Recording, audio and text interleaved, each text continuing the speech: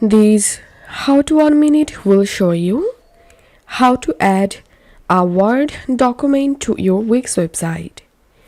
First of all, open your Wix site editor, and once you are here, click on Add Elements. Click on this search box and type here document and select document buttons, and here you will get classic document icon. So select any icon for your Word document. So I'm selecting this one. So I'm gonna dragging and dropping it here. And now it's time to add our Word document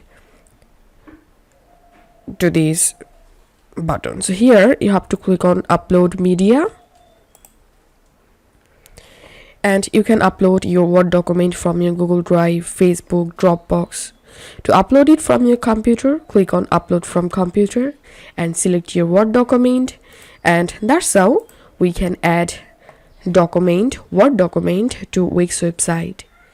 If you find this video helpful, don't forget to subscribe How to 1 Minute. See you in the next video.